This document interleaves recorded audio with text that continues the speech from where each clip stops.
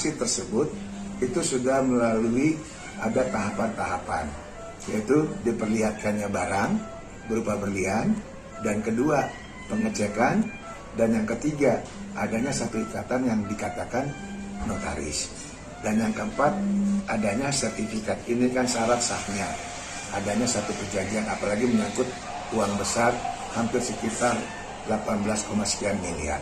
Nah, kalau memang hari ini ada laporan dengan dugaan berlian palsu, saya punya satu keyakinan pelapor ada dugaan etikat tidak baik. Satu masalah hukum, sebelum ada putusan pengadilan, itu ada namanya presumption of innocence, ajas praduga tidak bersalah. Latar belakang Reza, ada sesuatu hal itu adalah latar belakang yang berbeda dengan kasus yang hari ini, yang dimana adalah terkait masalah barang berupa berlian. Laporan polisi siapapun boleh melaporkan kepada pihak kepolisian sesuai amanah undang-undang. Apabila si rakyat atau korban merasa ada kerugian, laporan yang benar adalah ke pihak kepolisian. Atau kalau memang mau gugat secara materi, maka itu digugat ke perdataan. Nah, yang kita sangat sayangkan adalah setelah transaksi terjadi antara Reza dengan orang tersebut yang hari ini sebagai pelapor, itu ada jeda. Artinya kalau memang ada dugaan palsu, kenapa nggak hari itu seketika? Harus sekian bulan kemudian baru dibuat statement, bahkan sampai dibuat laporan polisi. Ini kita pertanyakan etikat baik daripada orang yang melaporkan tersebut. Saya adalah salah satu orang pencinta berlian. Jadi kalau saya ingin berlian, itu pasti saya akan mencari orang yang betul-betul penjual berlian yang benar. Dan yang kedua, pasti saya bawa alat yang namanya alat penguji, yaitu berlian benar atau tidak, atau hanya Swarovski.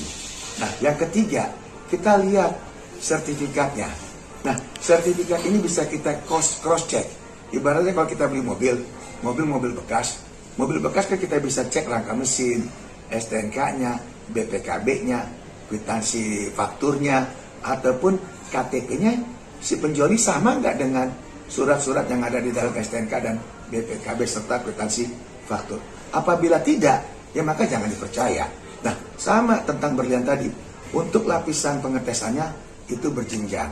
Jadi kalau hari ini ada orang merasa korban daripada dugaan penggelapan dan penipuan yang dilakukan Reza, saya sebagai seorang praktisi hukum, sebagai seorang advokat, itu jelas tidak yakin bahwa Reza melakukan satu tindak pidana penipuan dan penggelapan.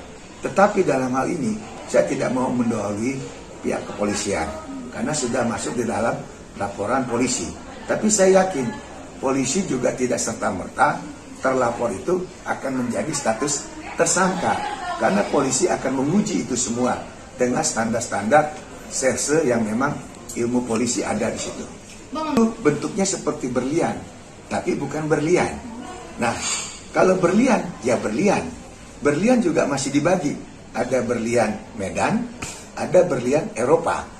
Yang ini, yang mahal, kayak seperti ini, kayak ini adalah berlian Eropa. Kalau berlian Eropa, cahayanya keluar, berkilau, dan dia ada semacam shining, semacam kilauan. Tapi kalau Swarovski itu kilauannya tanda kutip agak buram, dan tampilannya itu terlalu terang, semacam kaca. Jadi bisa ke arah kaca, bukan semacam batu berlian. Termasuk juga batu berlian. Batu berlian itu harus diasah karena belum jadi bentuk perhiasan. Harganya? Ini perhiasan, harganya itu tidak ada standar, tergantung selera daripada peminat. Makanya kalau berlian itu hanya orang-orang tertentu dan hanya orang-orang pecinta berlian yang memang harganya bisa luar biasa dari harga pasaran. Beda dengan emas. Emas pasti ada per gramnya rata-rata. Hari ini emas 1 juta misalnya. Tapi kalau berlian tidak bisa. Sintetis, pada saat serah terima barang, itu ada alat namanya. Nggak mungkin ini sampai uang 18,5 diserahkan kepada orang kalau memang tidak dites awal. Lalu ada yang berupa alat, disuntik begini, atau cairan. Nah, atau dia pakai senter, atau dia gesekkan ke kaca. Kalau dia gesek ke kaca, kacanya beret, itu asli berlian.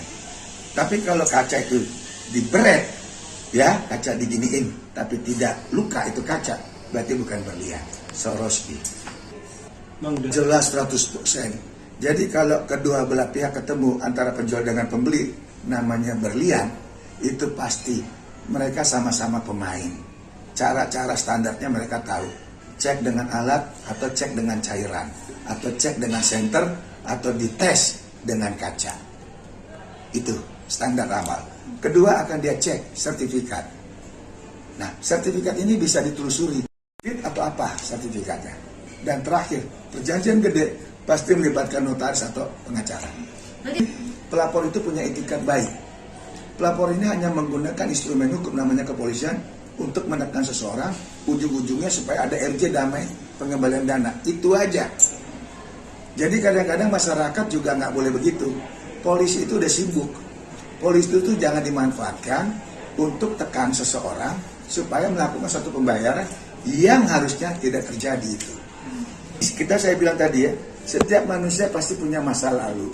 Setiap manusia pasti hidup tidak ada yang sempurna. Karena kesempurnaan hanya milik Tuhan. Kalau yang namanya hukum, mantan napi pun dia berhak untuk kita anggap adalah bagian dari satu masyarakat. Nggak boleh kita menstigma seseorang seumur hidup, walaupun dia seorang napi. Contoh banyak preman-preman kelas berat, tanda kutip saya minta maaf, kayak Bapak Anton Medan, kayak Bapak ini, Bapak itu semua. Tapi dia ternyata baik. Malah agamanya lebih hebat. Gitu loh. Jadi kalau kita mau suatu bisnis berlian atau kita sebagai trader berlian, itu harus kita cek dulu keasliannya. Bagaimana ceknya tadi? Bisa menggunakan alat tes diamond namanya. Jadi begitu kita tempel, itu bunyi tit tit tit. Kalau merahnya sampai puncak itu adalah berlian asli. Tapi kalau dia hijau, itu bukan berlian.